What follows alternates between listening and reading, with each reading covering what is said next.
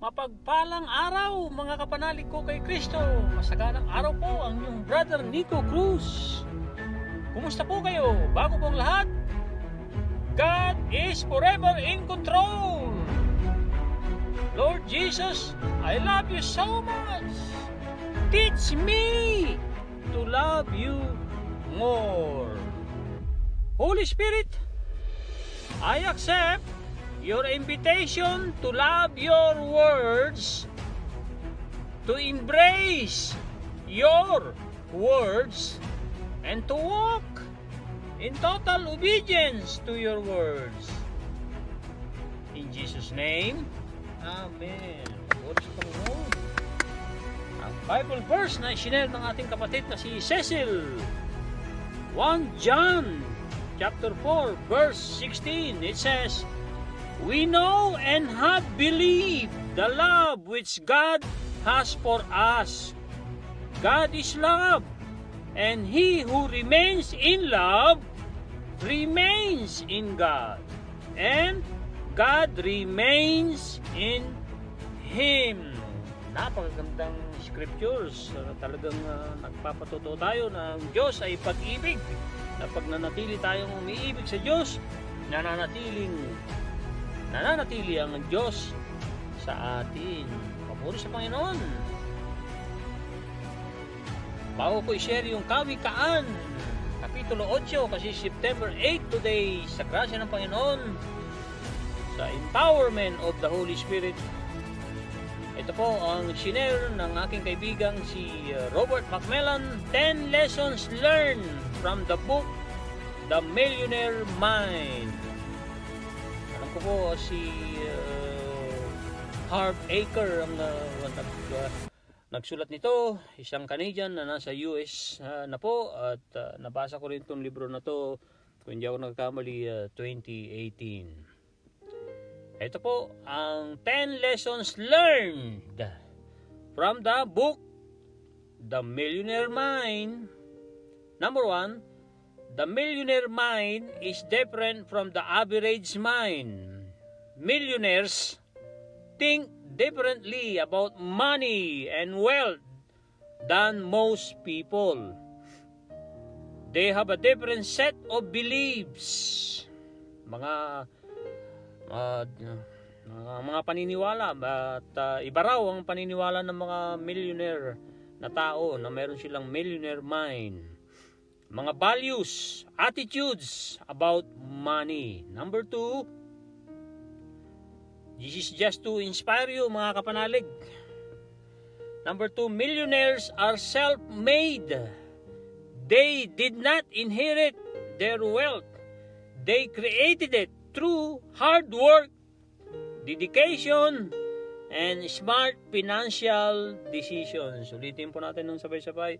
And smart financial decisions. Delay of gratification ng alam kong tinutukoy dyan, yung smart financial decisions. Delay muna nila yung kanilang regalo sa kanilang sarili, or anumang mga gusto nilang ibigay sa sarili. Kung kaya pa namang i-delay nila yan para i-invest yung money nila sa iba, sa magandang investment, of course. Number 3, millionaires are focused on their goals. They have a clear vision for what they want to achieve in life, and they are laser focused on achieving their goals. Laser focused on achieving their goals. Number 4, millionaires are good with money. They know how to make money, save money, and invest money. They are also good at managing their money. Number 5, millionaires are risk takers. They are not afraid to take risks, even it means taking on debt or investing in risky ventures. Kahit na mangutang, basta magandang investment. Gagawin nila yan. Usually, ginagamit nila ang kanilang credit card para to invest. They are using other people's money to invest. Yung kanilang money ay naka-invest na sa napakagandang investment, and then kung gusto pa nila mag-invest, gagamitin nila ang pera ng ibang tao through credit card. At kung alam nilang magtatagumpay yung, at pinaniniwalaan nila na magtatagumpay yung investment na yun. Number 6, millionaires are persistent. They do not give up easily. They keep trying until they achieve their goals. 7, millionaires are positive. They believe in themselves and their ability to achieve success. They are also optimistic about the future. 8, millionaires are generous. They give back to their community and to others in need. They also donate to charity and volunteer their time. Dito po sa Canada, big time po ang volunteering. At talagang kahit saan naman ang volunteering, giving yan eh. So when you give wholeheartedly to the Lord, not for men, ay talagang God will be very generous to you. Lalo na yung ibinibigay mo ay kusang loob mo, dahil mahal na mahal mo ang Diyos mo, dahil pinasasalamatan mo ang Diyos mo. Marami siyang halos hindi mo na talaga mabilang, masukat akalain ang mga ibinibigay niya. At ayaw na ayaw ni Father God in heaven na may utang siya sa tao. Bigay ng bigay yan. Nagbigay ka, bibigyan ka uli. So, ang paraan niya, hindi natin paraan, sabi ni Pastor Ed Lapis. Number 9, millionaires are happy. They are content with their lives and they enjoy their work. They are also grateful for what they have. Number 10, millionaires are role models. They inspire others to achieve their own dreams of wealth and success. Note, they are just a few of the many lessons that can be learned from the Millionaire Mind book. Grab a copy now. And Diversified Investment Plan, The Millionaire Mind. The Millionaire Mind. Hindi po nasabi ang author, pero alam ko si Harv Eker po eh. Pero dito sa ipiniture nila, iba po nakalagay. Parang si Thomas Stanley ang dito nakalagay. Yung nabasa ko eh, ganun din, The Millionaire Mind, pero version naman ni Harv Eker, isang Canadian. So ito ay nandito sa babang pangalan, Thomas Stanley, PhD. Okay, at ang babasahin po natin Kawikaan 8, Kapitulo 1 hanggang 37. Napakahaba po, pero napakaganda. Ito na po, sa tulong ng Banal na Espiritu. Tagalog, papuri sa karunungan. Hindi mo ba naririnig ang tawag ng karunungan? At ang tinig ng unaway hindi pa ba napapakinggan? Nasa dako siyang mataas sa tagpuan ng mga landas. Verse 3, nasa mga pintuan siya ay may harap nitong bayan. Nakatindig sa pagpasok at ito ang kanyang sigaw.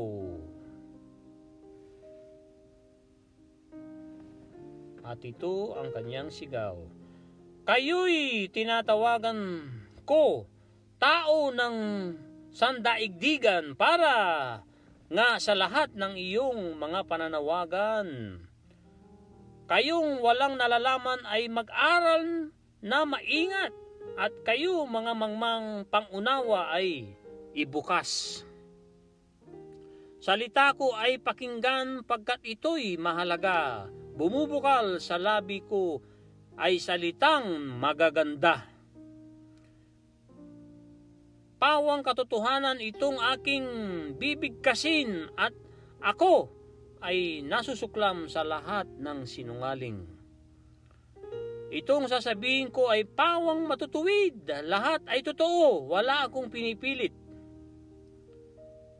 Ito ay maliwanag sa kanya na may unawa at marurunong. Ito ay pawang tama. Payo ko'y pahalagahan ng higit sa pilak at ang dunong sa ginto ay huwag sanang itutumbas. Pagkat akong karunungan ay mahigit pa sa hiyas, anumang kayamanan ay hindi may tutumbas. Ako ay nagbigay ng talas ng kaisipan, tinuturo ko ang landas ng hinahon at karunungan. Ang paggalang at pagsunod kay Yahweh ay naglalayo sa kasamaan. Ulitin ko po yan, napaganda sa verse 13. Ang paggalang at pagsunod kay Yahweh, sino po si Yahweh? Si Father God in heaven po yan, ay naglalayo sa kasamaan. Ako ay namumuhi sa lahat ng kalikuan sa salitang baluktot at sa diwang kayabangan. Mayroon akong lakas sa taglay na kakayahan, ganun din naman unawat kapangyarihan. Dahil sa akin ang hari nakakapagpamahala, nakakagawa ng mga pinuno ng ang utos na siyang tama. Talino at punong bayan ay sa akin nagmumula at ako rin ang dahilan dangal nila't pagdakila. Mahal ko silang lahat na sa akin nagmamahal kapag hinanap ako ng masikap, tiyak na masusumpungan. Ang yaman at karangalan ay aking tinataglay, kayamanang walang maliw, kasaganaan sa buhay. Ang bunga ko ay higit sa gintong dinadalisay, mataas na kaysa pilak ang halagang tinataglay. Ang landas kong dinadaanan ay daan ng katuwiran. Ang aking tinatahak ay landas ng karunungan. Nasa verse 21 na po tayo. Ito po. Ang sa aki nagmamahal, binibigyan ko lang ng yaman. Aking pinupuno ang kanilang mga sisidlan. Sa lahat ng nilikha ni Yahweh, ako ang siyang una. Noong una pa panahon, ako ay nalikha na. Matagal ng panahon ng anyuan niya ako para nilikha at naanyo itong mundo. Wala pang mga dapat nang ako'y lumitaw. Wala pang mga bukal ng tubig na malinaw. Wala pang burol o wala pang mga burol. Opo, burol. Past pronunciation, hindi po yung burol. Wala pang mga burol. Ganun din ang mga bundok.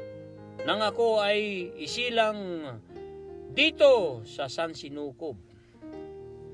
Ako muna ang nilikha bago ang lupa't bukid, nauna pa sa alikabok at sa lupang daigdig.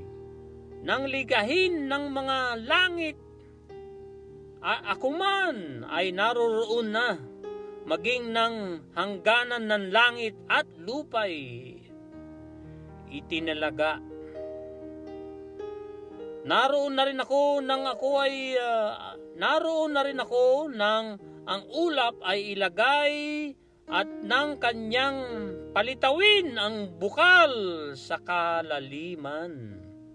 Nang ilagay niya ang hangganan itong dagat, nang ang pagtibayin ng mundo ay ilagay at itatag. Last 6 verse, 36 po pala, 36 lang po. Last 6. Ako'y lagi niyang kasama at katulong sa gawain. Ako ay ligaya niya at sa akin niya ay aliw. Ako ay nagdiwang ng daigdig ay patapos. Ay matatapos dahil sa sangkatauhang ligaya ko ay nauubos. At ngayon ang aking anak, ako nga ay pakinggan. Sundin ang payo ko't liligaya ang iyong buhay. Upang maging matalino ang turo ko ay dinggin mo. Huwag mong pabayaan, nilalayuan ito. Mapalad ang taong sa akin nakikinig, sa akin ay nag-aabang at palaging nakatitig. Last 2, pagkat ang makasumpong sa akin ay nakasumpong ng buhay, at ang kalooban ni Yahweh ay kanyang nakakamtan. Ngunit ang di makasumpong sa akin, sarili ang sinasaktan. Ang napupuot sa akin, iniibig ay kamatayan. Ulitin ko po, ang napupuot sa akin ay iniibig ay kamatayan. Napakagandang Kawikaan, Kapitulo 8, versikulo 1 hanggang 36. Tanong: ano po ang take home po ninyo kahapon sa episode 28? Magalak ka sa init ng aking presensya na lumiliwanag sa iyo.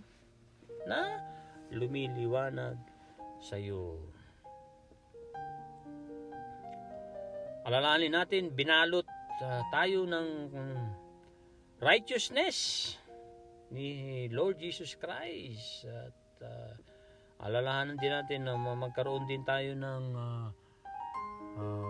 kaalaman na ang ibang mga ang abhor ay kinasusuklaman ng Panginoon, at nagdadalamhati ang Panginoon pagka ang nakikita niya na mga grasya niya ay eroding, which is paguho, nawawala dahil sa mga tao, at yung ibang mga pastor ay nilalati ko ang mga tao sa pamamagitan ng kanilang mga sermon. At itong pamamaraan na ito ay naglalayo sa mga maraming tao sa akin. At gusto kong maging relax ka, at sinisiguro ko sa iyo ang aking perfect love, sabi ni Lord Jesus Christ sa atin. At tandaan natin ang batas ng aking espiritu, sabi ni Lord Jesus, of life, the law of my spirit of life, ay napalaya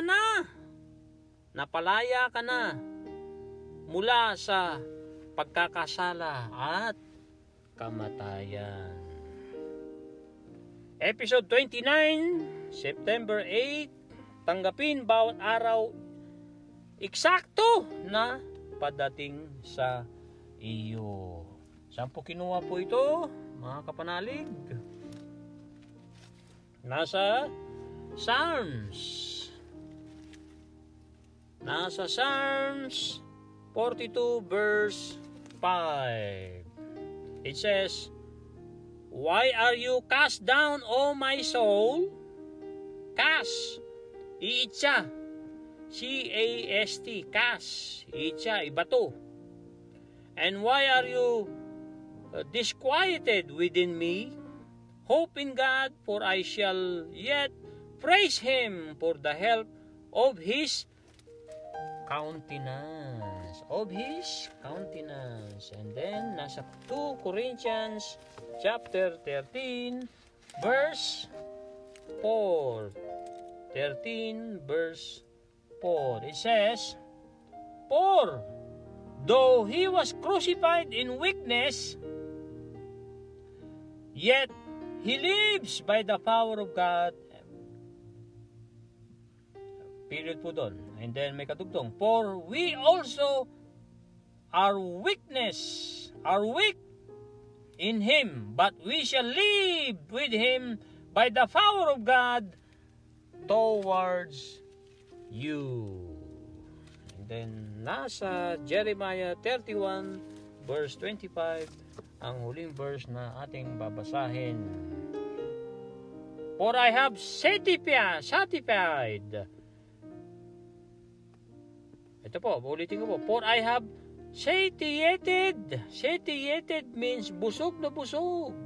Satiated the weary soul, and I have replenished every sorrowful soul. I have replenished every sorrowful soul. Ito na po ang ating episode 28. Mensahe sa atin ni Lord Jesus Christ sa atin lahat na binasa po natin yung nasa Psalms 42 verse 5, 2 Corinthians chapter 13 verse 4, Jeremiah 31:25. Accept each day exactly as it comes to you. Accept each day exactly as it comes to you. By that I mean not only the circumstances of your day, but also the condition of your body. Your assignment is to trust me absolutely, resting in sovereignty and faithfulness. Sovereignty ay kataas-taasan. On some days, your circumstances,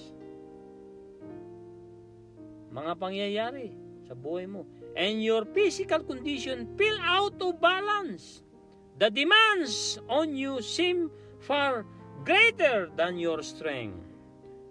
Days like that present a choice between two alternatives, which is, ano po yung two alternatives na binabanggit ni Lord Jesus Christ?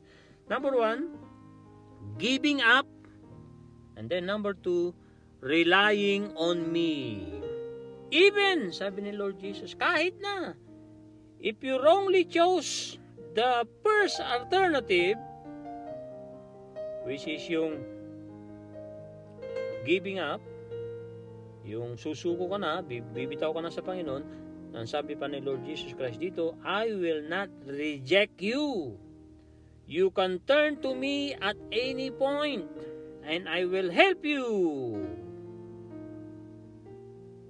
I will help you draw out of the mire of discouragement.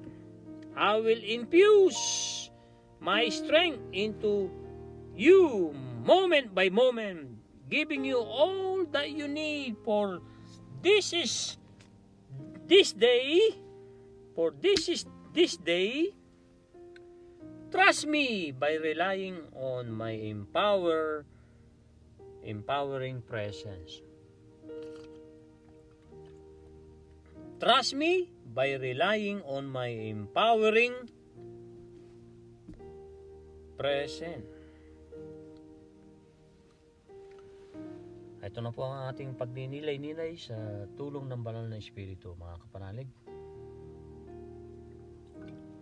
So sa unang talata, ang salita sa atin ni Lord Jesus Christ ay tanggapin ang bawat araw. Ano man ang dumarating sa bawat araw na nandito pa tayo. Sinasabi nga na 8,784 hours a year ang binibigay ni Lord Jesus Christ. Dinideposito niya sa ating life account. Yes, life account. Dinideposito niya 8,784 hours. That's 366 days times 24 hours. 366. Bakit po? Kasi kinumpute ito nila Napoleon Hill at Don Green sa leap year. Ibig sabihin, merong February 29. So, tanggapin natin ang mga dumarating sa atin. Ano man yan, kung mga problema man yan, mga kasakitan, mga anumang mga sitwasyon sa buhay natin, natanggal tayo sa trabaho, or hindi tayo na-promote, dahil inaasahan natin yung promotion, alalahanin natin, hindi lang dapat promotion na galing sa tao ang ating inahangad. Dapat ang promotion ni Father God in heaven ang dapat nating nasain. Ang approval ng Panginoon ang pinaka-importante po. Madalas sabihin na po yan ni Pastor Joel Austin. Hindi ka nagtatrabaho sa tao, ikaw dapat ay nagtatrabaho sa Diyos. At hindi mo kailangan ng maraming approval ng mga tao. Ang kailangan mo lamang ay approval ng Panginoong Hesus na nagmamahal sa atin. So pag maluwag natin tinatanggap, ano man yung mga pagsubok na yan, mga bagyo na dumarating sa buhay natin, na tinatanggap natin, kasama kasi sa buhay natin yan, ay tutulungan tayo ng Panginoon. So, ang ibig kong sabihin dito, sabi ni Lord Jesus Christ, by that I mean na hindi lang yung mga pangyayari sa buhay mo, itong araw na ito, ang araw na yan, pati yung kondisyon ng iyong body, kung ikaw ay may sakit, masama ang pakiramdam mo, ang tanging pinagagawa ko sa iyo, your only assignment ay takdang aralin, ay ibig sabihin, pinagagawa sa atin ni Lord Jesus Christ ay pagtiwalaan siya. Totally, hindi dapat hati, sabi ni Pastor Ed Lapis. Kung hati ka, kapanalig, sabi ni Pastor Ed Lapis, ay hati ka, hindi ka buo. Hati yung paniniwala na nag-aalinlangan ka. So hati ka, ibig sabihin ay nagdududa ka sa ginagawa mo, or nagdududa kang ikaw ay tulungan ng Panginoon. So yan lang ang pinagagawa sa atin itong episode 28, na tayo ay magtiwala sa Panginoon, na kailangan absolutely, na talagang totoong totoo, absolutely. At pagtiwalaan natin ang ating Panginoon dahil ibinigay niya ang buhay niya, namatay siya sa krus para sa ating mga kasalanan. Resting, nagpapahinga ng sa kataas-taasan Diyos at tapat na Diyos. Wow, papuri sa Panginoon. Palakpakan po natin ang Panginoon dahil siya ay kataas-taasan at siya ay tapat na tapat mula noon, ngayon at magpakailanman. Di ba? May pangako siya kay Tatay Abraham. O, ganun katapat ang ating Panginoon. At tapat na tapat siya. At pinangako niyang kay Abraham na siya ang magiging tatay ng mga nasyon. Samantalang wala pa siyang anak doon. Pinatingala sa langit. Mabibilang mo ba, anak? Sabi ni Father God kay Abraham, ang mga bituin ay hindi po ganyan karami ang magiging anak mo, at ganyan sa mga buhanginan, sabi niya, ganyan dadami ang iyong angkan. Kahit may konting pag-alinlangan si Abraham dahil sobrang matanda na siya at wala pa siyang anak, pero sa puso niya talagang kanyang pinaniwalaan yun at nung hiniling ni Father God na isakripisyo si Isaac na nag-iisang anak niya na binigay din ng Panginoon, ay hindi nag-alinlangan si Abraham dahil may pangako ng Panginoon sa kanya na siya magiging ama ng mga nasyon, at kinikilala siya ng mga kapatiran nating mga Muslim. Si Abraham ay kinikilala nila sa kanilang libro na Quran. Yun po ang aking naririnig dahil hindi ko naman binasa ang Quran at wala akong pagnanasa na basahin ang Quran for now. Pero kung iaadya, tutulungan ako ng Panginoon at iutos sa akin basahin ko ang Quran, why not? At bakit tayo tatanggi sa ating Panginoon? Nandito tayo para sumunod sa Panginoon. Ini-inspire ko lang kayo mga kapanalig dahil obedience to God is the only sure foundation of life. At alalahanin natin, i-measure natin ang progress na pagiging matapat sa Panginoon, na pananatili sa Panginoon, pagtanggap ng anumang mga binibigay ng buhay, at to reproduce for God. At to reproduce for God. Yan po ang dapat nating maalala at gawin dahil tinawag tayong to reproduce, to be productive, to do good thing, at to thrive para magwagi para sa Panginoon. Ito pa ang karugtong ng ating pagninilay-nilay sa salitang Tagalog. Sa mga ibang araw ang mga pangyayari at mga nangyayari sa kondisyon ng iyong buhay ay nagtatanggal ng balanse. Tulad ng mga demands sa mga nagre-request sa iyo, mga humihingi sa iyo, na gawin mo to, gawin mo yan, pahingi yan, bigyan mo ako yan, bigyan mo ako yan, bili mo ako yan, bili mo ako noon. So maraming mga demands sa mga tao, lalo na pagka nagtatagumpay ka. At ito ay higit pa sa iyong kakayanan, sa iyong lakas. At ang mga araw na yan na nagre-represent ng mga choice between dalawang alternatibo, which is giving up, susuko ka na, ayaw mo na, parang si Jonah na inatasang magpahayag ng kaligtasan sa Nineveh, pero umayaw si Jonah dahil ayaw niyang iligtas ng Panginoon ng mga tao sa Nineveh. Noong panahon nila, makasalanan daw ang mga tao sa Nineveh, pero inutos kasi ng Panginoon sa kanya yon. At kahit na lumiko siya ng landas, nandoon ang Panginoon at sumakay sa sasakyang pandagat at nabagyo, alam niyo na istorya. And then nalaman ng mga tao sa barko sa sasakyang pandagat na siya ang dahilan, kasi namin ni Jonah, itapon niyo na lang ako diyan sa dagat at para matigil ang bagyo at maligtas kayo. Patawarin kami ng Diyos mo, sabi ng mga tao sa kanya, ng mga mandaragat, at tinapon nga, at inutusan ni Father God ang malaking isda.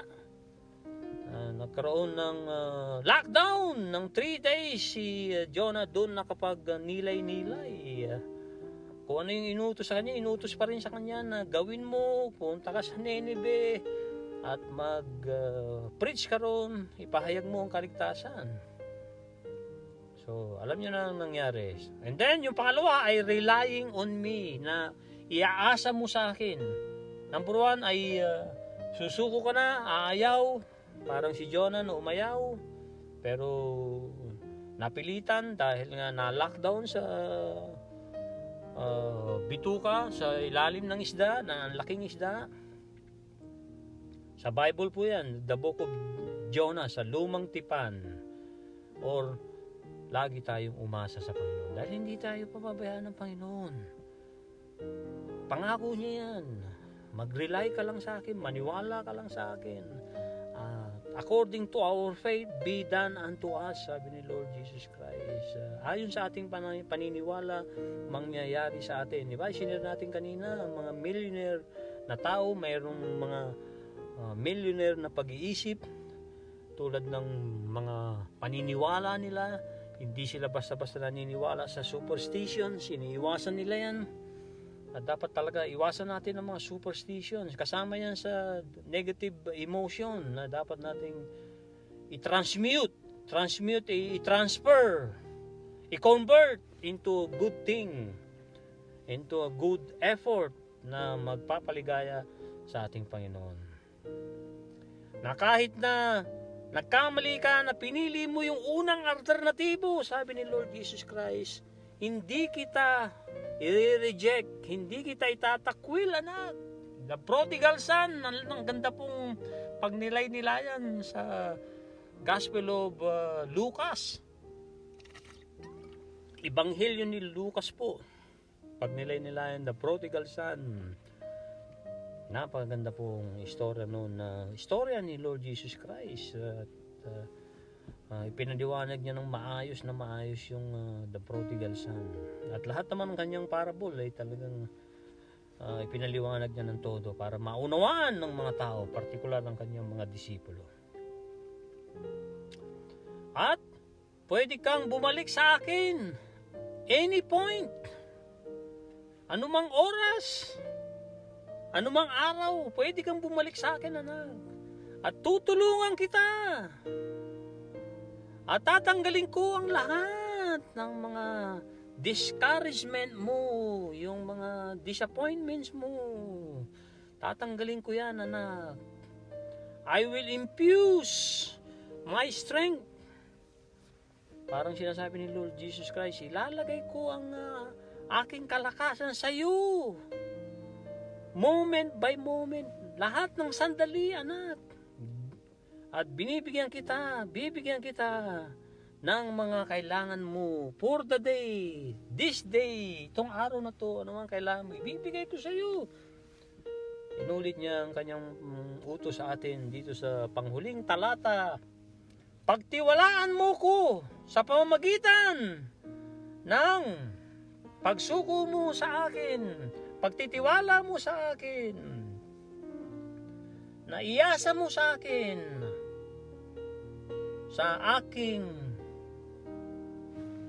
makapangyarihang presensya, sa aking walang tumbas, walang tutumbas, walang hihigit na kapangyarihan at sa pamamagitan ng presensya ko sa iyo, anak.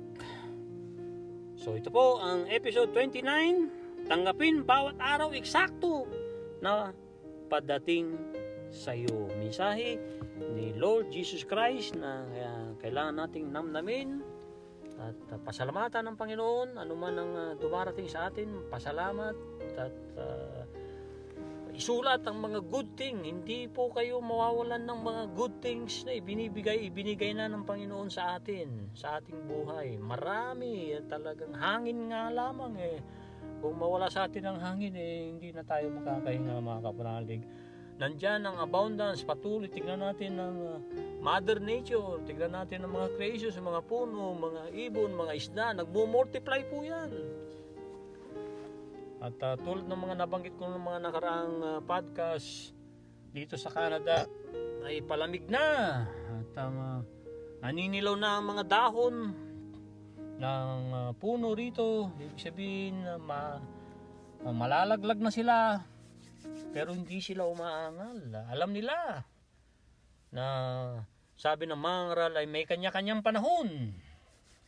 So, alam nila na sa Tagsibol Spring, which is magsisimula sa Abril dito sa aming lugar, hanggang Hunyo ay Tagsibol po yan.